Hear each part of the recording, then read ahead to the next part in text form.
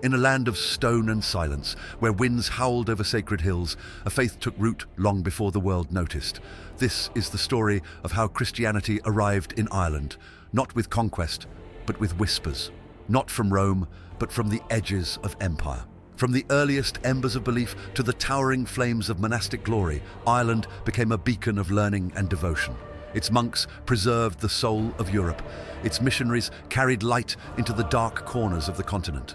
But glory never lasts. Viking ships tore through the mist, setting abbeys ablaze. Foreign kings claimed divine rights. Papal bulls became weapons. The faith that once united a people became the very tool to divide them. Through Reformation and repression, persecution and penal laws, Irish Christianity became more than a religion. It became defiance. This is not just a tale of saints and scriptures, it's a saga of survival, of a people who refused to kneel to the thrones of power. This is the epic story of Christianity in Ireland, from ancient whispers to outlawed worship. Welcome to 1,000 years of belief, betrayal, and resilience. Long before St. Patrick set foot on Irish soil, Christianity had already taken hold, but if Patrick was not the first, who was? And how did a faith born in Jerusalem find refuge on a distant pagan island? The Christianization of Ireland has long been wrapped in legend. For centuries, St. Patrick was cast as the solitary bringer of the faith, the man who single-handedly converted an island. Yet evidence shows that the story is far older, more gradual, and more complex. Ireland lay just beyond Rome's frontiers. It was never a province of the empire, but it was never cut off either. Trade, piracy, and migration moved people back and forth between Roman Britain and the Irish coast. With them came ideas, practices, and eventually the seeds of a new religion. Hear the words of Professor T.M. Charles Edwards, a leading scholar of early Irish history at the University of Oxford, are instructive. In his book, Early Christian Ireland, he writes, "Christianity reached Ireland not in a single dramatic moment, but gradually through the lives and labours of unknown traders, captives, and perhaps Eastern-influenced missionaries whose presence predates the celebrated mission of St. Patrick." This gradual process is the backdrop against which Patrick's later work must be understood. The first named Christian bishop sent to Ireland was not Patrick, but Palladius. A Roman deacon from Gaul, Palladius was consecrated in 431 by Pope Celestine to minister to the Scots believing in Christ. This single phrase proves there were already Irish Christians, probably along the southeast coast, before any famous missionary arrived. Roy Flechner, Associate Professor of History at University College Dublin and author of St. Patrick Retold, explains Palladius's mission was not to convert pagans, but to organize and shepherd existing Christian communities. His appointment reflects a Rome that was reactive, not expansionist, a response to a faith that had already taken root. Palladius's work was later minimized in Patrick's hagiographies, but modern scholarship restores his role as the first recorded emissary of Rome to Irish Christians. One of the greatest obstacles to understanding pre-Patrician Christianity is the silence of contemporary records. Most of what survives was written centuries later with theological or political agendas. The 7th century Vita Patrici by Murchu, for example, was a tool for canonizing Patrick, not a neutral chronicle. Kathleen Hughes, who taught at Cambridge and whose classic study, The Church in Early Irish Society, remains foundational, cautions, "The early Irish Church left few institutional records, and what we possess is filtered through the lens of later ecclesiastical interests. Reconstructing its origins thus requires a delicate balance between skepticism and informed inference." Her warning frames the historian's task to piece together a plausible narrative from fragmentary evidence. While Roman Britain is the obvious source for Irish Christianity, some scholars have suggested more distant influences. The ascetic style of early Irish monasticism, the love of remote, sea-beaten outposts like Skellig Michael, bears a striking resemblance to the desert spirituality of Egypt. Davy O'Croinin, Professor Emeritus at the National University of Ireland, Galway and author of Early Medieval Ireland, 400 to 1200, puts it this way. The possibility of Eastern influences on Irish Christianity, though difficult to trace conclusively, suggests a network of spiritual exchange beyond the Roman world, a Christianity both insular and cosmopolitan in its genesis. This view does not deny Roman origins, but adds a wider horizon to the story. For many years, popular writers spoke of a Celtic church as though it were a separate denomination opposed to Rome. Modern historians see this as a myth. Early Irish Christianity was part of Latin Christendom, with local variations but no organised resistance to papal authority. Patrick Warmold, the late Oxford medievalist, expressed this succinctly, quoted here by Professor Richard Sharp in his study Medieval Irish Saints' Lives. One of the common misconceptions is that there was a Roman church to which the Celtic was nationally opposed.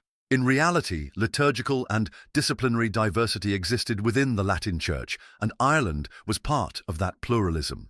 In practice, Irish Christianity was monastic rather than diocesan, calculated Easter differently, and developed distinctive penitential practices, but these were regional customs, not a rival faith. By the time Patrick began his missionary efforts in the mid-5th century, the ground was already prepared. Christian ideas, texts, and small communities existed. Patrick's achievement lay in building durable institutions, not in planting the first seed. Colman Etchingham, lecturer in history at Maynooth University and author of Church Organisation in Ireland, AD 650 to 1000, summarises this continuity.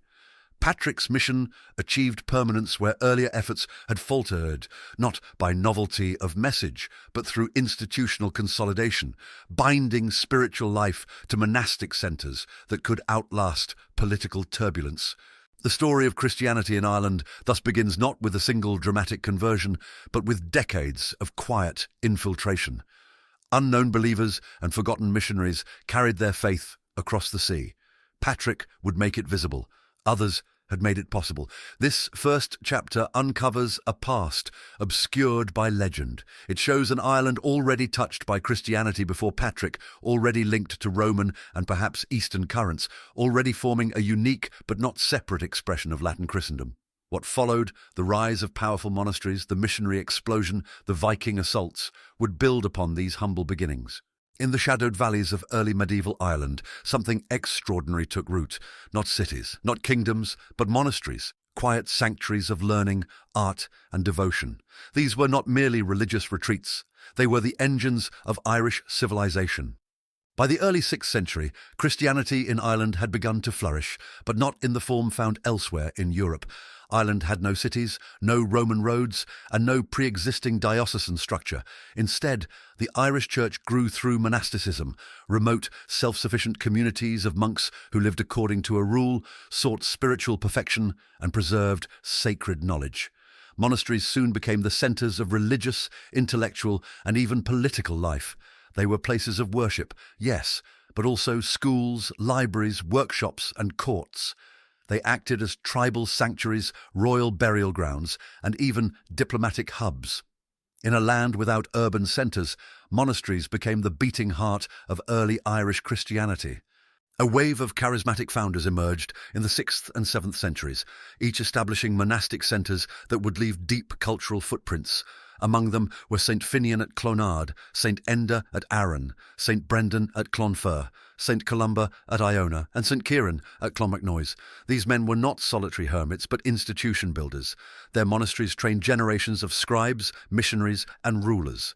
As the Oxford scholar T.M. Charles Edwards notes in Early Christian Ireland, the early Irish monastic founders were not merely spiritual leaders, but tribal negotiators, institution builders, and cultural architects.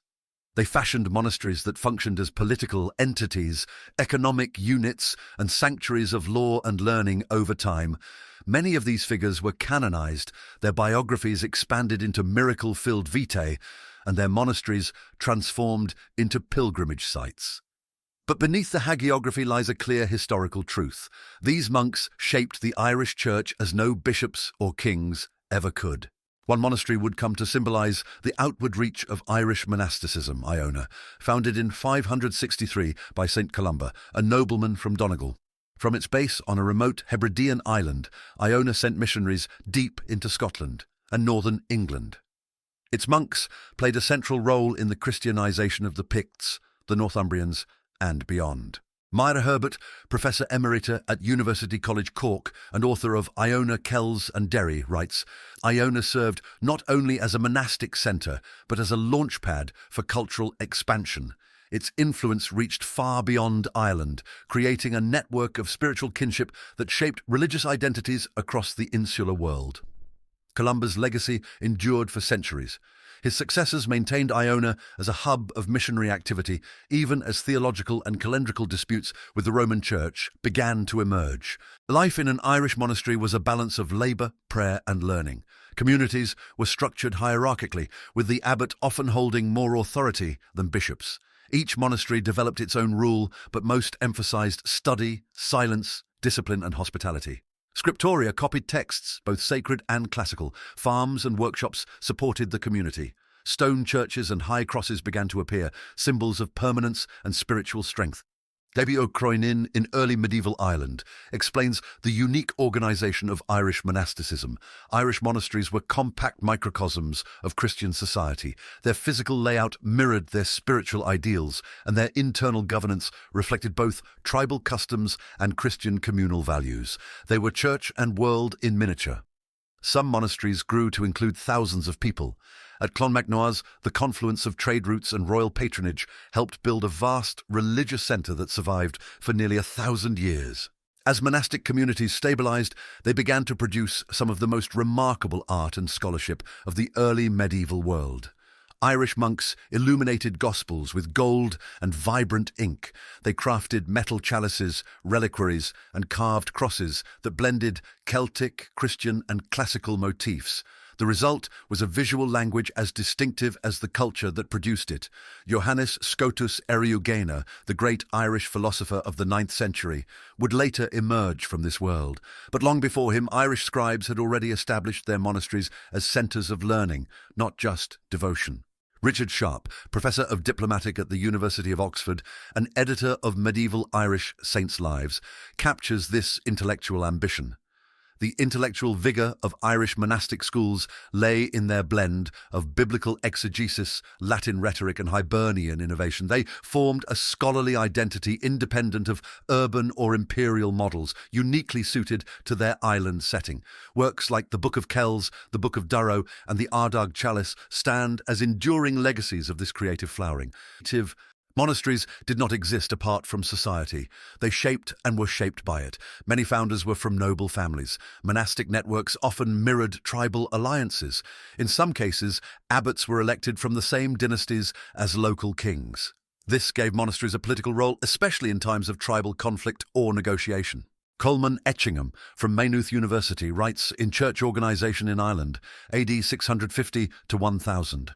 The intertwining of monastic and dynastic interests ensured that ecclesiastical foundations became instruments of political negotiation and landholding, functioning at times as princely courts, legal venues, and centres of soft power. Rather than resisting this entanglement, many monasteries embraced it, acting as mediators, lawgivers, and legitimizers of power.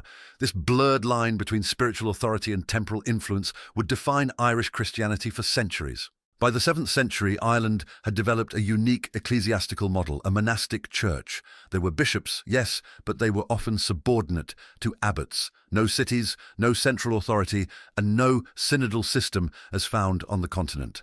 While Rome remained the theoretical centre of Christian unity, the Irish Church operated largely on autonomous monastic lines. This independence would eventually draw criticism from outside and spark reform movements within.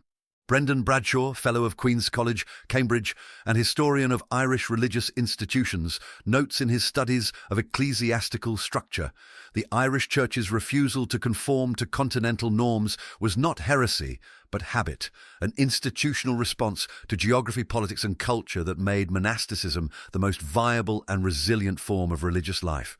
By the end of the 7th century, Ireland had become one of the most vibrant Christian cultures in Europe. Its monks travelled far beyond the island's shores, while its monasteries preserved knowledge, shaped kingdoms, and carved stone into beauty. The Irish Church had no pope of its own, no imperial cities, but it had saints, scholars, and sanctuaries. It had its own rhythm, its own order. What began as whispered faith had grown into a world. The next chapter will follow that world as it reaches outward, toward Britain, toward Europe, and into the turbulence of Viking fire. At a time when Europe lay fractured and fearful, Irish monks stepped into the void. They brought not armies, but books, not conquest, but memory. And in doing so, they helped lay the foundations of medieval Christian Europe. By the end of the 6th century, Ireland had become a flourishing Christian landscape. Its monasteries, isolated yet internally rich, had preserved the Latin tradition of learning during an era often called the Dark Ages. Now, its monks began to travel not just to nearby Britain, but deep into the European mainland. This missionary expansion was not directed by any central authority. It was driven by individuals, often educated in the great Irish monasteries, who felt compelled to spread the faith and preserve culture. Some acted as missionaries to pagan peoples, others offered their scholarship to rulers and courts. Together, they extended Ireland's religious and intellectual influence far beyond its shores. The first great wave of Irish missionary activity focused on Scotland and northern England. From Iona, founded in 563, St. Columba and his followers evangelized the Picts in Caledonia. Their success laid the groundwork for later efforts among the Anglo-Saxons. Maire Herbert, in her study Iona, Kells and Derry, reflects on Columba's cross-cultural legacy. Columba's foundations formed not only spiritual centres but political bridges between Ireland, Dalriada and Pictland. His monks offered not merely conversion but stability, memory and a vision of sacred order in turbulent times. These were not just religious outposts, they became cultural anchors, and they were only the beginning. In the early 7th century, an Irish monk named Aidan, trained on Iona, was invited by King Oswald of Northumbria to establish a monastery at Lindisfarne. From this tidal island, Aidan and his companions began the conversion of the Anglo-Saxons in the north of England. Their influence stretched into Mercia, Essex and even the Fens. T.M. Charles Edwards, in Early Christian Ireland, explains the historical significance. The Irish mission in Northumbria was one of the most remarkable achievements of insular Christianity.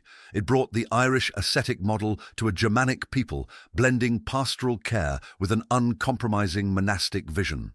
The success of Aidan's mission was such that Lindisfarne would later be called the Holy Island.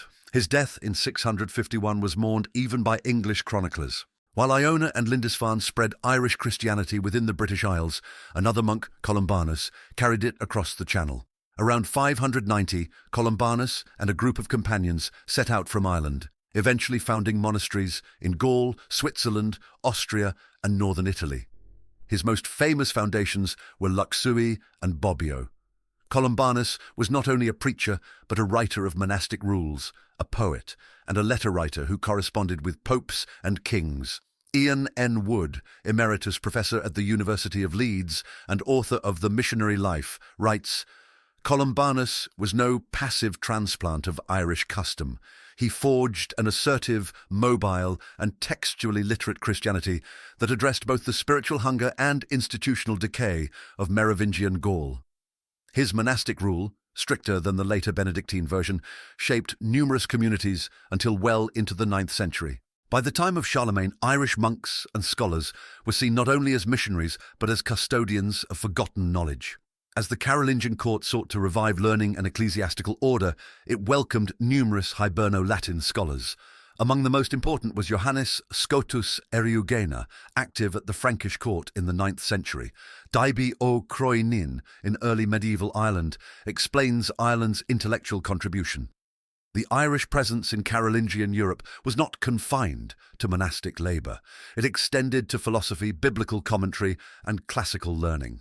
These were thinkers who transmitted the ancient world to the medieval one. Eriugena's mastery of Greek, rare in the West, allowed him to translate and preserve the works of the Cappadocian Fathers, linking Ireland to the Eastern Church in ways few others could. Over the course of 2 centuries, Irish monasteries dotted the map of continental Europe, from St. Gallen in Switzerland to Regensburg in Bavaria to Pavia in Lombardy.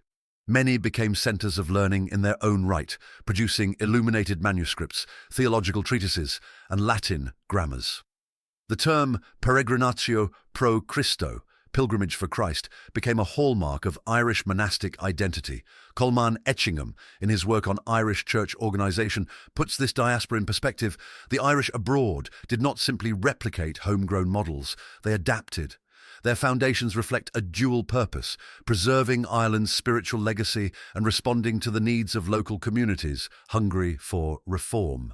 These missionaries were often linguistically gifted, literate in Latin, and skilled in both persuasion and survival. Despite their independence of spirit, Irish missionaries remained within the Latin Church and generally respected papal authority. But cultural differences sometimes caused friction. The most notable example was the Easter controversy, in which Irish and Roman missionaries disagreed over how to calculate the date of Easter. The issue became especially tense in Northumbria, culminating in the Synod of Whitby in 664, where Roman customs were officially adopted. Brendan Bradshaw, in his work on ecclesiastical history at Cambridge, reflects on the outcome. Whitby did not end Irish religious influence, but it marked a turning point. Thereafter, Irish missionaries increasingly aligned themselves with continental norms, not as submission but as strategy. This flexibility helped ensure that Irish contributions would continue to shape European Christianity rather than be isolated from it. The Irish missionaries of the early Middle Ages were not colonizers or political agents. They came with books, not blades. Their influence was measured not in territory, but in texts copied, hearts converted, and knowledge preserved. Their goal was not to build empires, but to plant sacred memory in fragile soil. Richard Sharp, in Medieval Irish Saints' Lives, captures their enduring legacy. Irish missionaries embodied a fusion of passion and precision. They carried a Christianity both learned and lyrical, rooted in scripture, shaped by exile, and capable of transforming the intellectual fabric of Europe. By the 9th century, their role began to diminish as other centres of learning arose. But their imprint remained, in libraries, in liturgies, and in the very idea of a unified Christian Europe. The story of Irish Christianity is not only one of local faith, it is a European story. From windswept islands to alpine monasteries, Irish monks helped rebuild a continent that had lost its way. They carried memory across mountains, lit lamps in the dark, and showed that holiness could be both rooted and roaming. Their work set the stage for the next phase, confrontation. For soon, the ships on the horizon would not carry missionaries, but raiders. The Viking Age was about to begin. The fires came without warning. Monasteries that had stood for centuries were engulfed in flame. What had once been sanctuaries of peace and learning became battlegrounds. This is the story of how the Viking Age shattered the Irish Church. In 795, a violent new chapter in Irish history began. Norse raiders, arriving in sleek longships, attacked the island of Lambay, near Dublin. It was the first recorded Viking raid on Irish soil, and it was only the beginning. Over the next century, waves of Norse warriors devastated the Irish countryside. Monasteries, often located near rivers and wealthy with silver chalices, reliquaries, and manuscripts, were frequent targets. These were not isolated attacks, but systematic campaigns of looting, destruction, and terror. T.M. Charles Edwards, in early Christian Ireland, describes the psychological rupture. The Viking raids marked a profound break in the cultural continuity of Irish Christianity. Where monks had once preserved order and learning, they now fled burning cloisters or fell before axe and fire. The world that Irish monks had built for centuries began to collapse. Why did the Vikings target monasteries so relentlessly?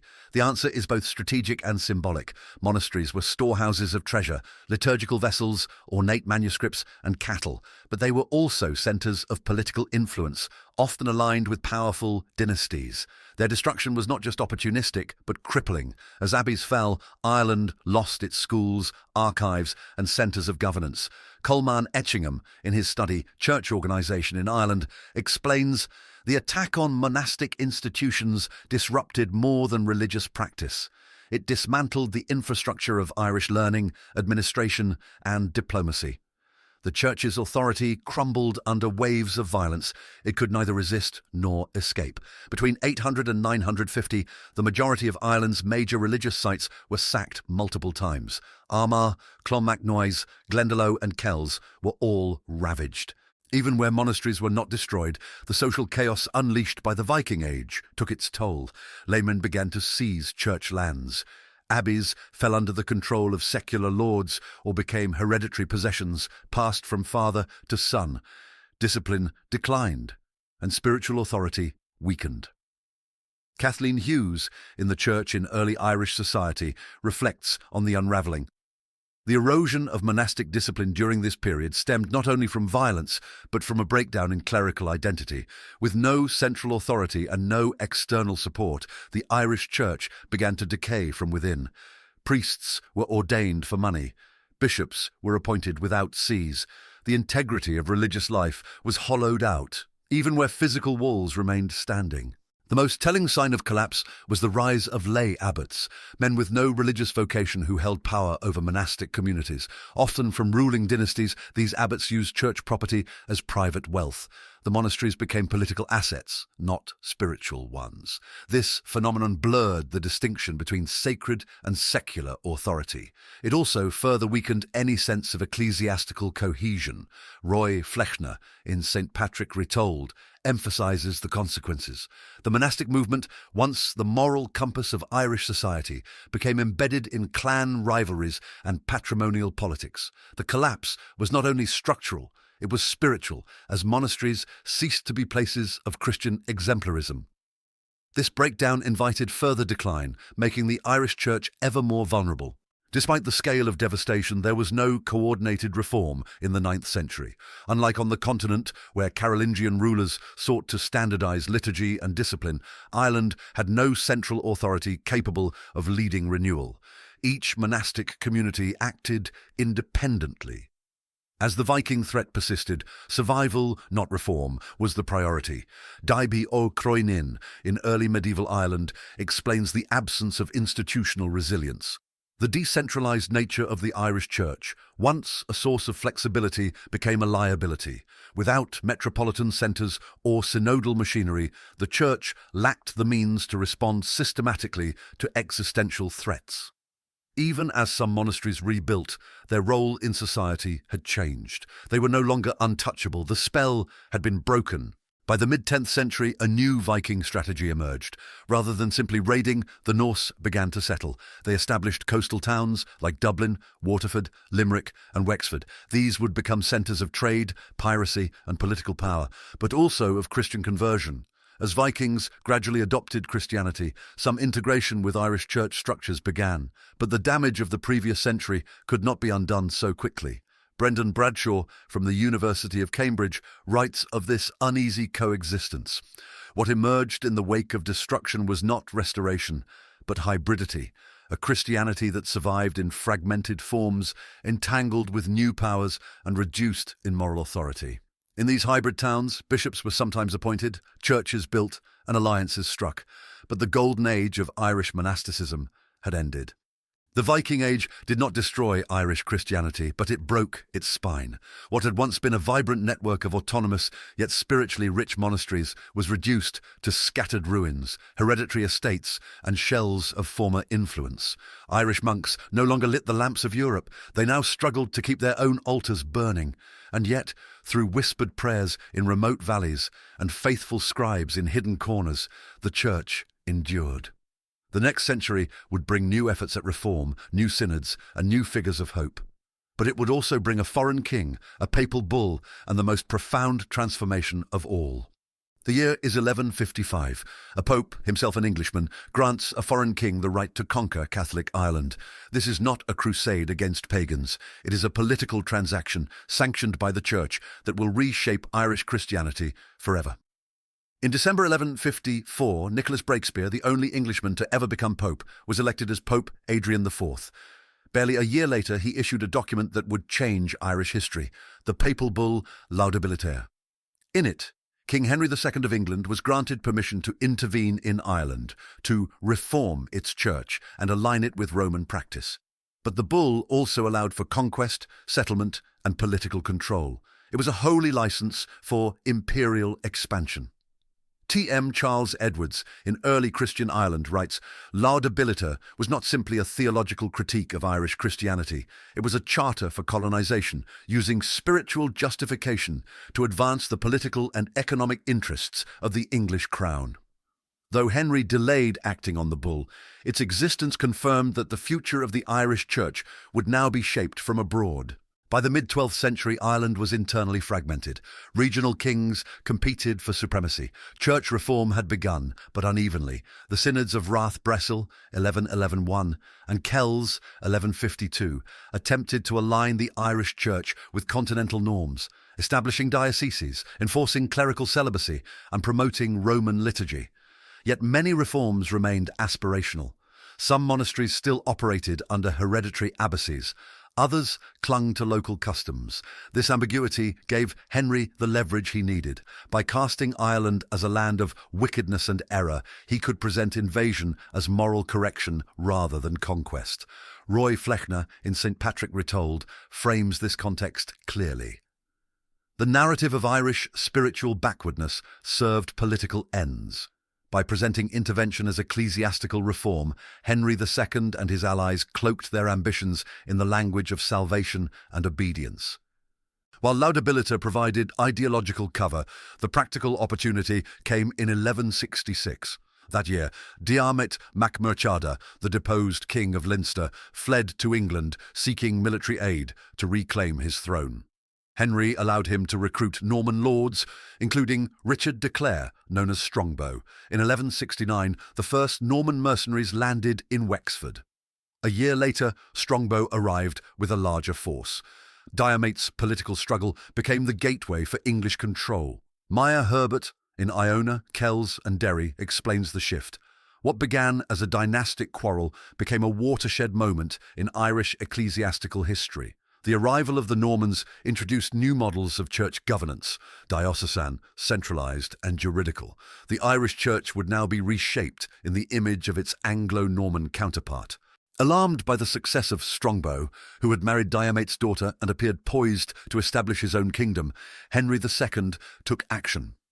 In 1171, he landed at Waterford with a large army and declared direct sovereignty over the newly conquered territories. The Irish Church, fragmented and disoriented, received him with cautious approval. Most Irish kings submitted to him in Dublin, and many bishops offered loyalty in return for protection and order. Coleman Etchingham, in Church Organisation in Ireland, explains the strategic response. Henry's arrival was met not with widespread resistance, but with pragmatism. For many Irish clerics, submission offered continuity, legitimacy, and access to Rome's favour in an age of shifting power. This moment marked the formal beginning of English lordship in Ireland, and the effective subordination of the Irish Church to foreign models of ecclesiastical authority. In 1175, the Treaty of Windsor formalised Henry's authority over much of Ireland, while allowing certain Irish kings, like Redri wa Conchobar, to retain local control in exchange for tribute. This dual structure, foreign authority over an internal patchwork, would define Irish politics and religion for centuries. So meanwhile, the Irish Church was being restructured from within. English bishops, continental religious orders, and canon lawyers introduced a new ecclesiastical hierarchy, with archbishops firmly tied to Canterbury and Rome. Kathleen Hughes, in The Church in Early Irish Society, reflects on the loss of independence. The reforming energy of 12th century Ireland was not extinguished, but redirected. What had been native initiative became foreign imposition, and what had been pluralism became orthodoxy. The old monastic model, so deeply rooted in Irish soil, now gave way to cathedral chapters, diocesan synods, and canon law. Rome never rescinded Laudabilita. On the contrary, successive popes reaffirmed English oversight, seeing Henry's presence as a means to ensure reform and orthodoxy. The papacy in the 12th century was increasingly assertive, seeking control over local churches throughout Europe. Ireland was part of this larger project. Brendan Bradshaw from Cambridge writes of this dynamic. Papal endorsement of English rule in Ireland must be seen in light of wider reforms. Rome sought uniformity and order. Henry offered both. The cost, of course, was the erosion of local ecclesiastical autonomy. What emerged was a compliant church tied to Rome by law and to England by power. The Norman invasion of Ireland, unlike any other in Christian Europe, was approved by the Pope. It was a sacramental conquest, disguised as reform, executed by mercenaries and absorbed into the machinery of the medieval church. For the Irish, this marked the end of ecclesiastical independence. The monastic traditions that had once educated Europe were now relics, honoured perhaps, but no longer in control. Yet the church would endure, altered, humbled, and subordinated, but still present. The next chapters of this story would follow the Tudor Reformation, the Elizabethan persecution, and the long, painful era of the penal laws. A deeper struggle was about to begin, not for power, but for survival. Ireland was already Catholic when England broke from Rome, but the Reformation did not spread by conversion. It came by decree, confiscation, and force. This is not the story of reformed faith. It is the story of how a people resisted being reformed. In 1534, King Henry VIII declared himself supreme head of the Church in England. His motives were personal and political. He sought to annul his marriage to Catherine of Aragon and to reduce papal influence in royal affairs. That same declaration was extended to Ireland, though the context was entirely different. The Irish Church, unlike its English counterpart, had never shown hostility toward Rome. Its allegiance was doctrinal and cultural, not imposed, but deeply rooted. T.M. Charles Edwards, in early Christian Ireland, explains the dissonance. The break with Rome was imposed on Ireland as an extension of English policy, not as a response to Irish religious sentiment. It introduced a rupture into a church that had not sought change and did not recognize the cause. In short, Ireland was reformed without its consent. One of Henry's first moves was to suppress Irish monasteries, just as he had done in England. Between 1536 and 1541, most monastic houses were dissolved, their lands confiscated and redistributed to English lords or loyal Irish elites. These monasteries had been centres of worship, education, and poor relief. Their destruction was more than religious, it was socially devastating. Brendan Bradshaw, Fellow of Queen's College, Cambridge, and expert on Tudor Ireland, writes, "The suppression of the monasteries severed local communities from their traditional spiritual and charitable networks. It marked the beginning of a church policy that alienated rather than converted the Irish population. The effect was profound. The church's infrastructure was crippled, yet Catholic devotion did not collapse. It went underground." Following a brief Catholic restoration under Mary I, the accession of Elizabeth I in 1558 brought a renewed Protestant campaign.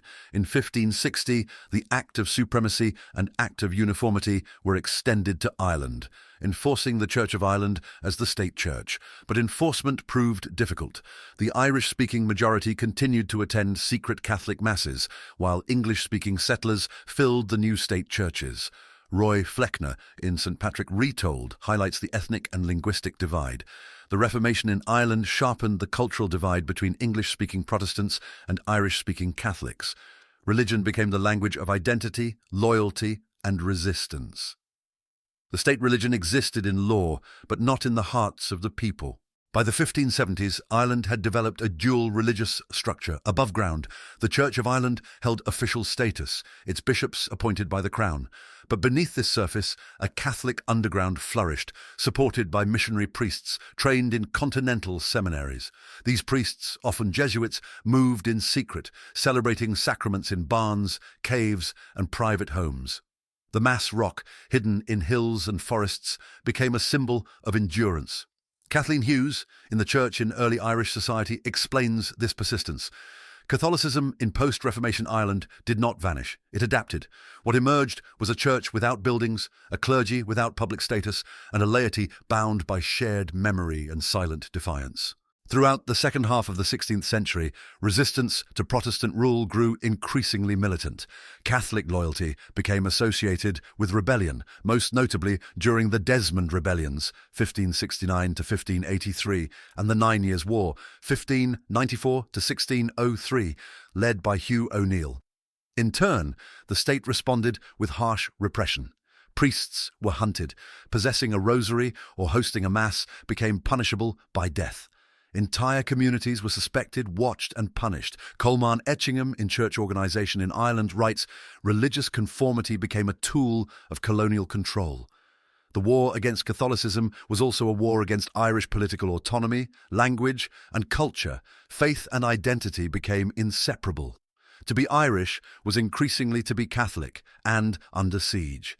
Despite persecution, Catholic communities continued to baptize, marry, bury, and believe. The sacraments were performed in secret. Children were catechized by elders. Pilgrimages continued, even under threat. Holy wells, ruined abbeys, and ancient feast days survived. Daibhi o Croenin in early medieval Ireland reflects on this transformation. Deprived of public institutions, the Irish Church became domestic and local. Faith was sustained not by hierarchies, but by memory, folklore, and ritual practices that linked past to present. By 1603, when Elizabeth died, the Protestant Reformation in Ireland had succeeded in law but failed in practice. The Church of Ireland existed on paper. The Catholic Church lived in the shadows and in the hearts of the people. The Irish Reformation was not a revival, it was a rupture. A foreign church replaced native structures. A persecuted faith learned to survive without protection, without buildings, and often without clergy. In the hills of Connaught, in the caves of Munster, in the whispers of children taught to cross themselves, Catholicism endured. It was not victorious, but it was alive. The story of Christianity in Ireland is one of deep faith, long memory, and relentless resilience. If this journey moved you, challenged you, or taught you something new, we invite you to join the conversation. Leave a comment below, share your thoughts, and let us know which part of Ireland's Christian history resonates most with you. And if you haven't already, please like this video and subscribe to our channel for more stories that shape the soul of Europe. Don't miss our companion deep dives into the history of Islam and the full saga of Anglo-Saxon England. Stories of belief, conquest, and identity across centuries. Thank you for watching the entire history of the European Middle Ages.